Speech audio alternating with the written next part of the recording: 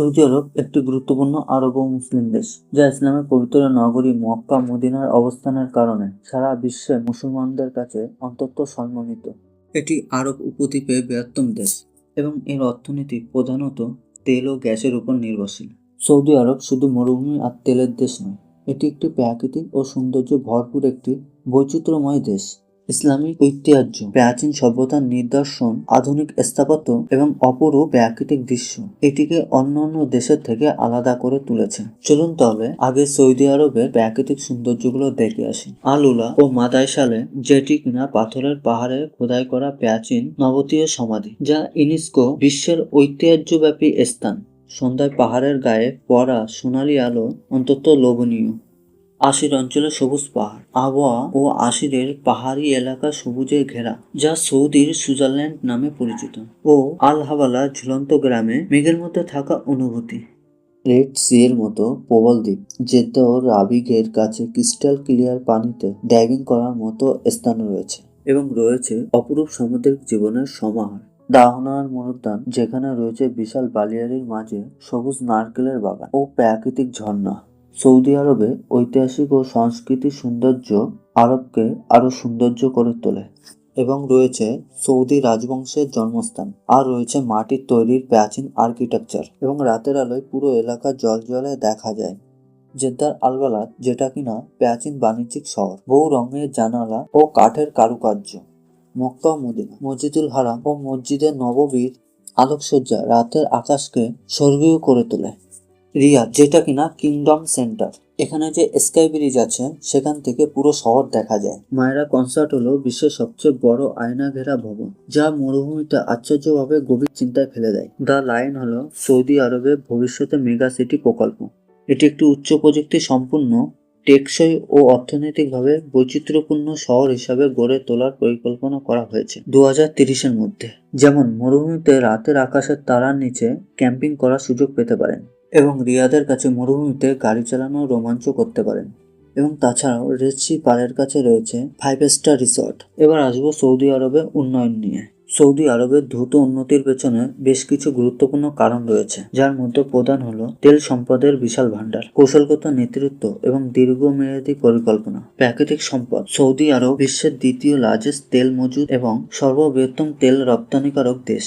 1938 সালে প্রথম তেল আবিষ্কারের পর থেকে সৌদি আরব অয়েল কোম্পানির মাধ্যমে তেল রপ্তানি করে দেশটি বিপুল অর্থনৈতিক শক্তি অর্জন করে। তেলের আয়কে কাজে লাগিয়ে অবকাঠামো, শিক্ষা, স্বাস্থ্য ও প্রযুক্তি খাতে বিনিয়োগ করা হয়। মোহাম্মদ বিন সালমানের নেতৃত্বে 2030 পরিকল্পনা হাতে নেওয়া হয়, যার লক্ষ্য তেল নির্ভরতা কমিয়ে অর্থনীতিকে বৈচিত্র্যময় করা। রেসি প্রজেক্ট, কিডিয়া এবং সৌদি পরমাণু প্রকল্পের মতো মেগা প্রকল্প শুরু হয়েছে। সামাজিক সংস্কার ও আধুনিককরণ, নারীদের ডাইভিংয়ের অনুমতি, সিনেমা হল চালু এবং বিনোদন খাতের উন্নত ঘটেছে। সামাজিক স্বাধীনতা বাড়ানো, যেমন কনসার্ট, স্পোর্ট ইভেন্টের মতো প্রোগ্রাম করানো হয়। শিক্ষা ও গবেষণা বিনিয়োগ, যেমন King Abdullah university of science and technology. কৌশলগত বিনিয়োগ ও বৈদেশিক সম্পর্ক, যেমন পিআইএফ এর মাধ্যমে বিশ্বজুড়ে বিনিয়োগ করেছে উবের, টেসলা, লুসিড মোটরের সাথে। চীন, যুক্তরাষ্ট্র ও ইউরোপের সাথে অর্থনৈতিক ও প্রতিরক্ষা সহযোগিতাও যোগ আছে। ইন্ডিয়া ও পাকিস্তান সহ এশিয়া দেশগুলোর সাথেও শক্তিশালী অর্থনৈতিক সম্পর্ক রয়েছে। সৌদি আরবে এখন এমইএনএ অঞ্চলে সবচেয়ে দ্রুত বৃদ্ধিশীল টেক হাব রয়েছে, যেমন এলইএপি টেক কনফারেশন। এআই, রোবোটিক্স ও সৌরশক্তিতে খুব বিনিয়োগ করছে, যেমন এনইউএমএ দ্য লাইন প্রজেক্ট। এবার জানবো আরবের চ্যালেঞ্জ ও ভবিষ্যৎ। তেলের দামের উপর নির্ভরশীলতা কমাতে হবে, যুব সমাজের জন্য কর্মসংস্থান তৈরি করতে হবে এবং জলবায়ু পরিবর্তনের সাথে মোকাবিলা করতে হবে। এবার জানবো সৌদি আরবের রাজপরিবার ও ক্ষমতা, ঐতিহ্য ও আধুনিকতা সম্পর্কে।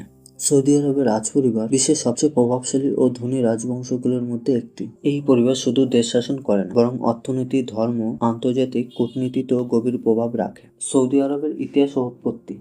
বাদশাহ আব্দুল আজিজ ইবনে সৌদ 1932 সালে আধুনিক সৌদি আরব প্রতিষ্ঠাতা করেন। তিনি বিভিন্ন গোত্রকে এক করে রিয়াদকে কেন্দ্র করে একটি রাজত্ব গড়ে তোলেন। ওয়াহাবি মিলিটারি অ্যালায়েন্স, মোহাম্মদ ইবনে আব্দুল ওয়াহাবের সাথে জোট বেঁধে ধর্মীয় বৈধতা অর্জন করেন। বর্তমান শাসক ও ক্ষমতার কাঠামো।